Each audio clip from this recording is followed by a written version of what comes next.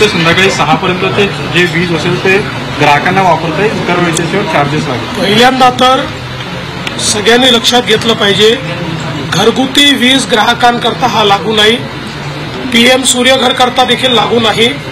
त्याच्यामुळे जाणीवपूर्वक या ठिकाणी काही लोक चुकीचं पसरवत आहेत, चुकीच्या गोष्टी सांगतायत. अशा प्रकारे कुठेही घरगुती सोलर धारक किंवा PM सूर्यघरवाले या निर्णयाने इफेक्ट होणार नाही.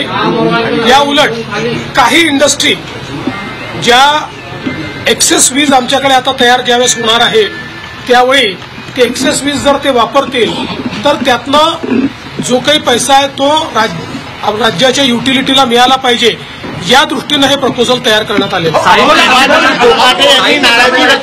पाहिला आपण द्वेष जो आहे, द्वेष दिसतो आहे साहित्य संमेलनामध्ये. प्राईम मिनिस्टर पासून ते ठाकरेंपर्यंत जो द्वेष आहे, साहित्य संमेलनाचं व्यासपीठ जे आहे अशा पद्धतीनं द्वेषासाठी वापरलं जाणं कितपत योग्य वाटतं? मला असं वाटतं की प्रत्येकाने साहित्य संमेलनात बोलताना त्या ठिकाणी काही मर्यादा या ठेवल्या पाहिजेत.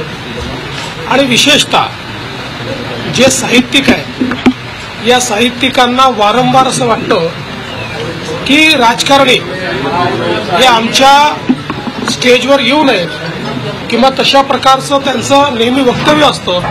मग त्यांनी देखील पार्टी लाईनवरचे जे कमेंट्स आहेत हे कमेंट्स करणं हे योग्य नाही आहे. त्यांनीही मर्यादा पाळायला पाहिजे असं माझं मत आहे.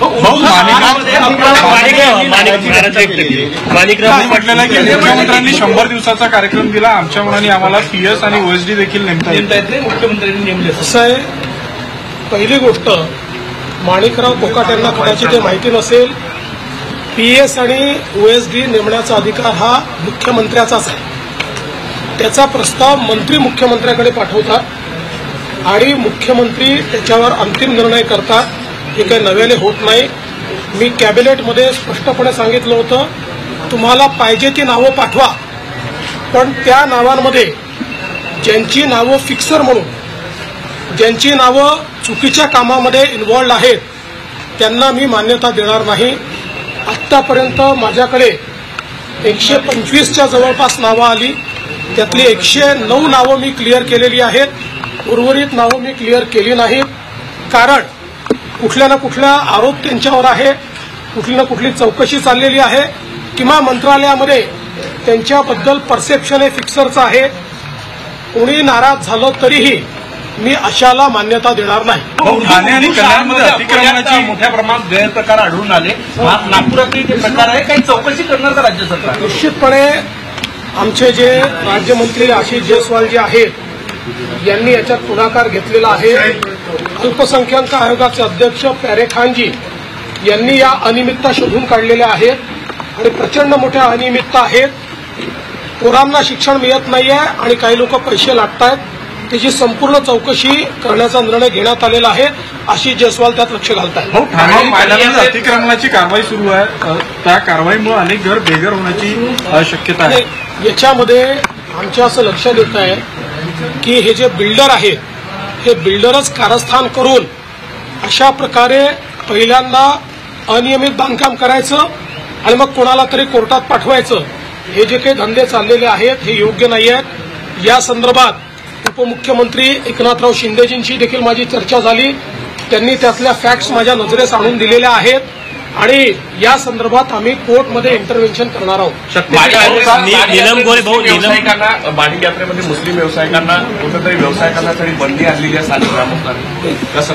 त्यांनी जातीने ती बंदी आणलेली नाही किंवा धर्मानी बंदी आणलेली नाही. जे लोक नियम पाळत नाही यात्रेचे त्यांच्यावर त्यांनी बंदी आणली. मात्र मला त्या संदर्भात अजून पूर्ण माहिती नाही आहे. मी जे काही तुम्हाला माहिती देतो ही माझी IQ माहिती आहे. मी त्या संदर्भात पूर्ण माहिती घेईन आणि मग त्यानंतर बोलू. मर्सिडीजची मागणी होत होती, जर का काही पद पाहिजे. बघा, त्या पक्षात त्या होत्या, मी तर काही त्या पक्षात नव्हतो. त्यामुळे त्या पक्षात काय चालायचं हे त्याच सांगू शकतात. मी तर त्याच्यावर कमेंट नाही करू शकत. नागपूरपासून सुरू झाला होता, आता शक्तीपीठ SRTCने भरलेल्या जमीन मोजणी आणि वर्धेपासून काम सुरू झालेलं आहे. ज्या ठिकाणी विरोध आहे त्या ठिकाणी असं आहे आता माझ्याकडे कोल्हापूरच्या लोकप्रतिनिधींनी कोल्हापूरच्याही शेतकऱ्यांचं निवेदन दिलं आणि त्यातल्याही अनेक शेतकऱ्यांनी हा मार्ग करा अशा प्रकारचं निवेदन दिलेलं आहे. आम्ही पहिल्या दिवशीच ठरवलं आहे कोणाचा विरोध पत्करून करणार नाही. सगळ्यांना समजवून त्याचे फायदे समजवून आणि सर्वांना उत्तम कम्पेन्सेशन देऊन आम्ही तो करू. त्यामुळे शक्तीपीठ मार्ग आम्ही करणार आहोत. सगळ्यांना विश्वासात घेऊन करणार आहोत.